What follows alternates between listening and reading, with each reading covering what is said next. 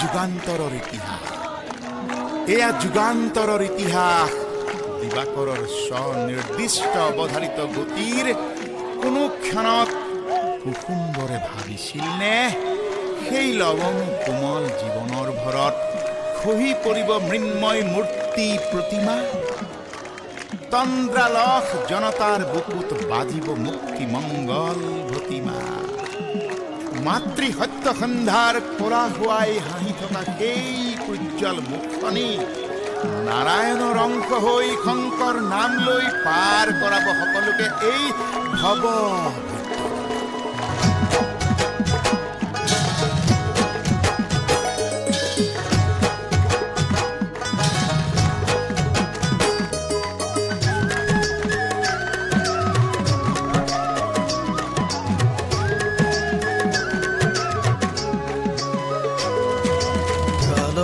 ভ্ৰুকুটি তিৰ্যক চকুৰে চাই কোনে বান্ধে নজহা ভেটি সূতা ক'লা হ'ল বিদাৰি কোনেনো আমাৰ শুনালে সুধাৰ বাণী এটি আন্ধাৰত তুমি শলাৰে জ্যোতি বলুকাৰ তুমি জীপাল সুতি আন্ধাৰত তুমি শলাৰে জ্যোতি বলুকাৰ তুমি জীপাল সুতি যাওঁতি যোগীয়া সোণালী বাটৰ পথৰ ৰাস্তা তুমি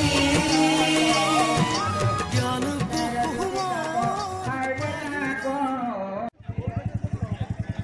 কৃষ্ণ জয় গুৰু শংকৰ।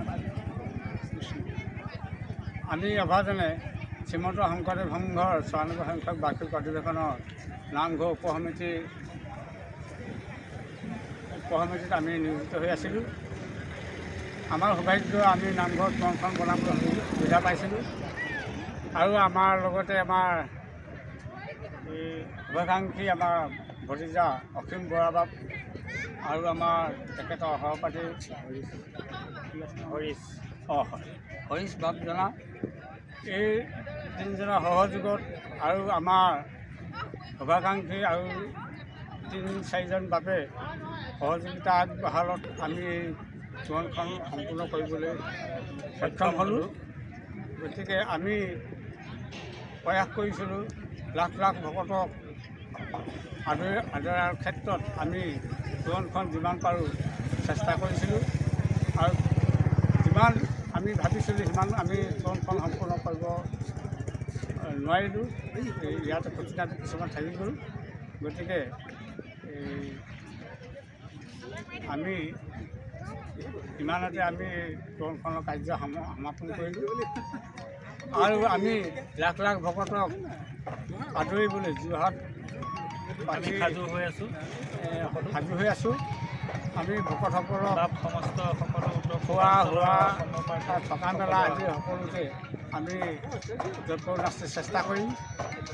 গতিকে আপোনালোকে আহক, এই আমাৰ অধিৱেশন ভাগি আপোনালোকৰ পদধূলা দি অধিৱেশন ভাগি সাফল্যমণ্ডিত কৰে যেন। কৃষ্ণ কৃষ্ণ জয় গুৰু শংকৰ জয় গুৰু জয় গুৰু কৃষ্ণ। আইসকল, আপোনালোকে এই শিবিৰ নিৰ্মাণ কৰিলে এই ৯৪ সংখ্যক অধিৱেশনৰ কাৰণে। ইয়াৰ বিষয়ে কিছু মন্তব্য আপোনালোকক আগবঢ়াওক।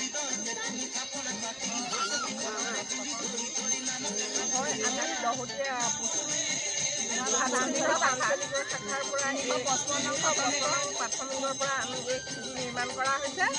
আমি এই শিবিৰত আমাৰ ইয়ালৈ মানে ভকত বৈষ্ণৱ আমন্ত্ৰণ জনাইছোঁ। আমাৰ অসমৰে নহয়, অসমৰ বাহিৰৰ বিভিন্ন প্ৰান্তৰ ভক্তসকল আহক আমাৰ এই অধিৱেশনলৈ, শ্ৰীমন্ত শংকৰদেৱৰ অধিৱেশন চাবলৈ আহক। আমি সকলোকে নিমন্ত্ৰণ কৰিছোঁ, তেখেতসকল আহক। আমাৰ শিবিৰ ভাগ এই দিনে ৰাতিয়ে আমাৰ ভক্তসকলে কষ্ট কৰি এয়া তৈয়াৰ কৰিছে। তাকে ইয়াত এৰাতি থাকি যাওক, কেনেকুৱা পায় আমাক জনাব তাকে আমাক শিকাৰ্থ কৰিবগৈ। আপোনালোকে যথেষ্ট সুন্দৰকৈ শিবিৰটো বনাইছে, ইয়াত যথেষ্ট পৰিশ্ৰম হৈছে। হয় হয়, আপোনালোকৰ এই বনাওঁতে কিমান দিন লাগিলে?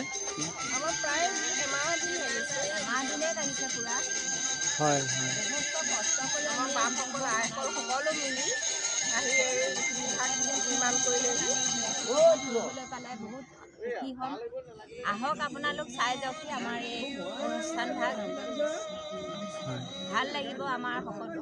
আপোনালোকৰ পদধূলাই আমাক কৃতাৰ্থ কৰক। আমাৰ যোৰহাট জিলা এৰালতলী পথাৰ আপোনালোকৰ কাৰণে আমি অপেক্ষা কৰি আছোঁ। আমাৰ এই ৯৪ অধিৱেশন বাৰ্ষিক অধিৱেশন ভাগি সফল যাতে আমি সকলোৱে ধন্যবাদ অতি সুন্দৰ। কৃষ্ণ নাম লোৱা মন ভাই নামৰ বিনে গতি নাই। হৰি নামৰ প্ৰেমৰ নদী ধীৰে ধীৰে বৈ যায়। নাম লোৱা মন ভাই নামৰ বিনে গতি নাই। হৰি নামৰ প্ৰেমৰ নদী ধীৰে ধীৰে বৈ যায়। কৃষ্ণ জয় জগতগুৰু শ্ৰীমন্ত শংকৰদেৱ। জয় জগতগুৰু শ্ৰীমন্ত শংকৰদেৱ। জয় জগতগুৰু শ্ৰীমন্ত শংকৰদেৱ। কয় নাই জিৰণি মৈদামৰ লাচিতে আজিও চিঞৰে, এয়াই আহোমৰ শেষ ৰাজধানী, এয়াই আহোমৰ শেষ ৰাজধানী।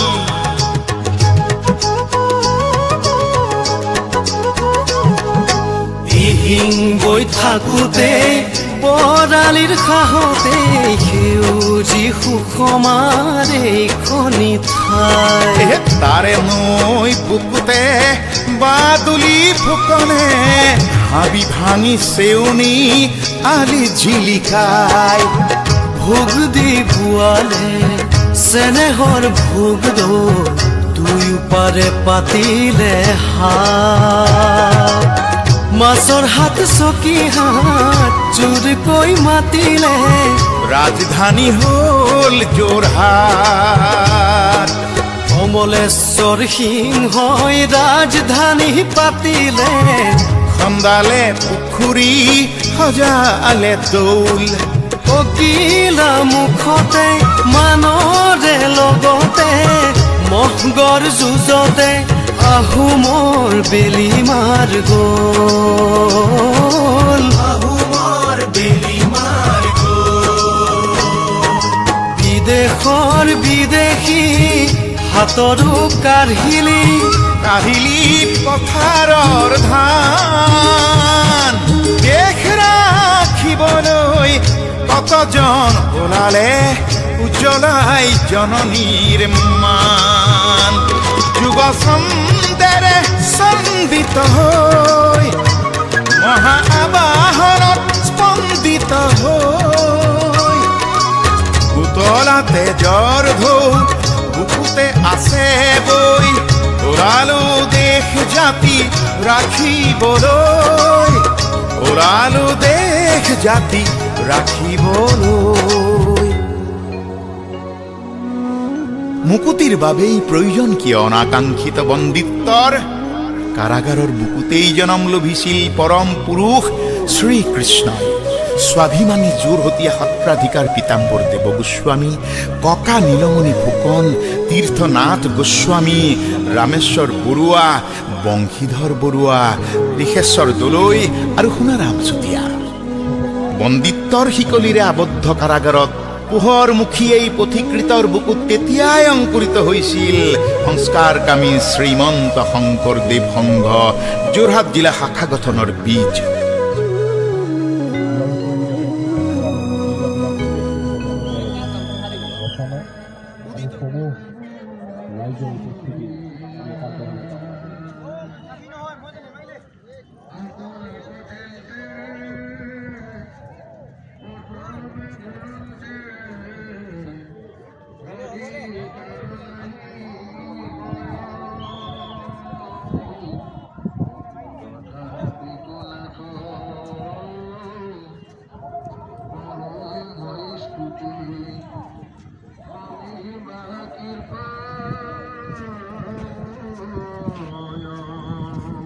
মই